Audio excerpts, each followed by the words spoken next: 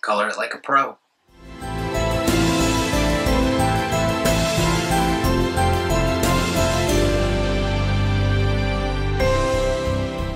Peace everyone, I'm Mascot here, and welcome to part 2 of how to color anime with colored pencils. In this part here, we will be coloring this character in a more blended shaded style as opposed to like this that we did in part 1. Now, just like in part 1, one of the first things that you want to do, establish your color palette, and as opposed to like I did in part 1, where I got these solid colors, instead I established the colors and their values in a gradient form. And then of course, just like before, I labeled each step I took in order to get these. So let's go ahead and get started. There, now that we're done with the first coat, we are going to move on to the next color. There, now that the second color is laid down, it has kind of a grainy look, but that will be taken care of in time. Alright, the first of the shadow outline layer is complete. We're just going to move on to the next color, and for this we're just going to continue layering in the shadows and darken them up. Then we'll get into the more complex shading that goes along with this style. There, now you can start to see how the shadows really resemble the previous version, but what we're going to do now that really sets it apart is we're going to start gradiating those deeper shadows in, so we'll get almost to a brownish color on the skin, as opposed to here we only got to this pink color. Now you can see that the shadows are a bit softer than here, but we're now going to go back and we're going to start getting those deeper shadows. And it might seem a bit strange, but I'm actually using a purple color because when you get a shadow, generally the lighting is more of a blue color, and because the skin is red, blue and red make purple. So I'm going to work in the deeper shadows with this light purple color. For the most part, you want to avoid using black for this because black generally flattens out color. It's very desaturated. It looks unnatural when it comes to shadows. There you can really start to see how the difference in this style is changing from here to here. The shadows are starting to look really nice. They're a little bit saturated with the purple color, so I'm going to go back through and I'm going to really get those dark spots on the shadows.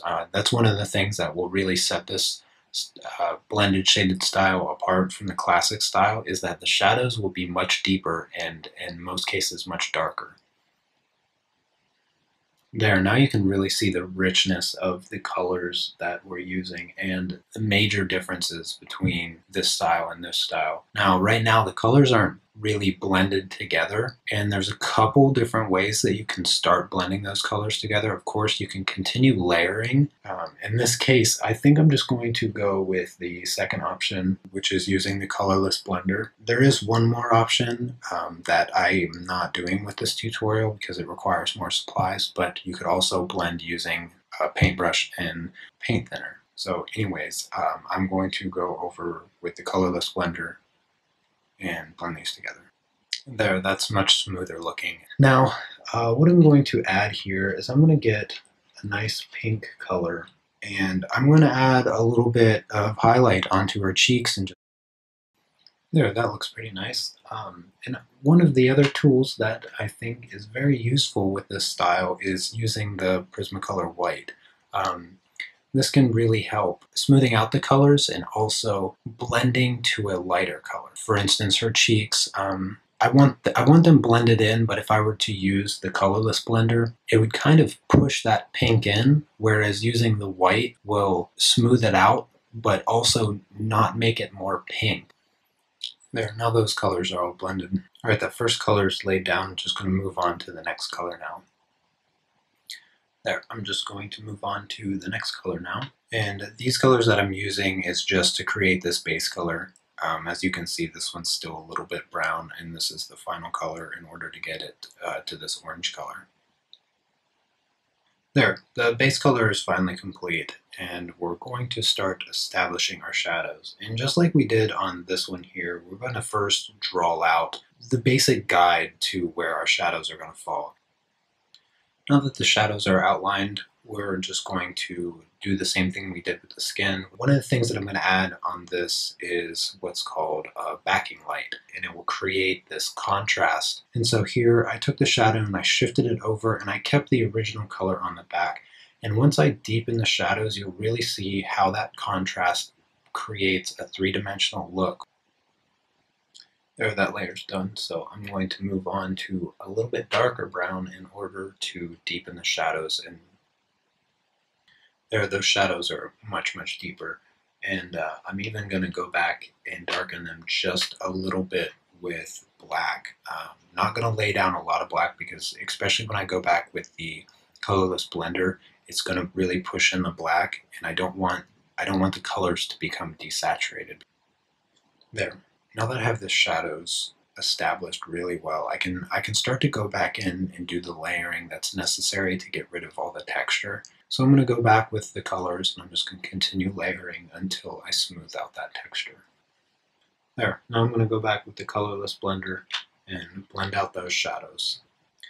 There, overall the colors look much more blended. And okay, now I'm going to start working on the bow. And one of the things that I'm going to add to the bow and these strips here that I had matching the bow, I'm going to add a sheen to them so that they look more like a satin material. Alright, as you can see, I established a shine, a highlight that is really, really different than the original. So this is what I'm going to work with to create the three-dimensional blended look. There, now that that color is done, I'm going to go through and darken up all the shadows. There, now that all the shadows are darkened, I'm just going to go back with the colorless blender and blend all those together. There, now that all that is smoothed out, I think that it came out really nicely. It has a satin shine to it and looks really three-dimensional. Now I'm going to move on to the white part of the shirt. There, now I'm going to go back with the second color. There, now I'm going to go through and deepen up some of the shadows. There, now the darker shadows are established, and I'm going to go over the darker shadows with a little bit of a dark blue. Since we're working on top of white, the shadow will naturally be a bluish tint. There, now I'll take the colorless blender and smooth all of that out. And there we go.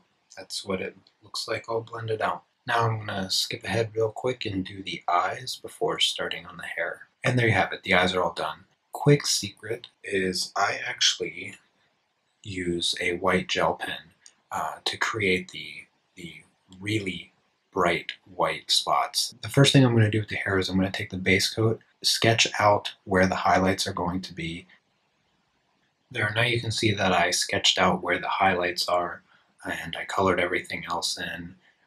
The highlights alone make the hair already look a little bit more three-dimensional. And also, one of the other things that I added was the backing light along this side of the head, just as I did on the shadows here of the white part of the shirt and the orange part of the shirt.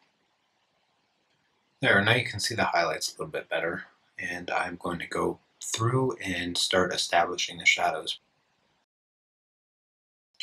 There, now I'm done with that color, so now I'm going to start really building the dynamics of the shadows, darkening them up.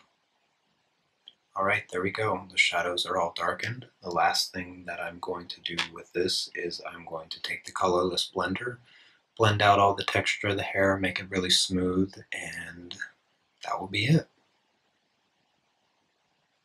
Alright, there you have it. I hope that this tutorial was helpful. If you have any questions, be sure to ask me in the comments below, and hit the like button. Don't forget to subscribe. Don't forget to head over and check out part 1 to learn how to color the more classical style. If there's any other tutorials you'd like me to make, go ahead and let me know in the comments. Anyways, thanks for watching. Be sure to subscribe. Peace.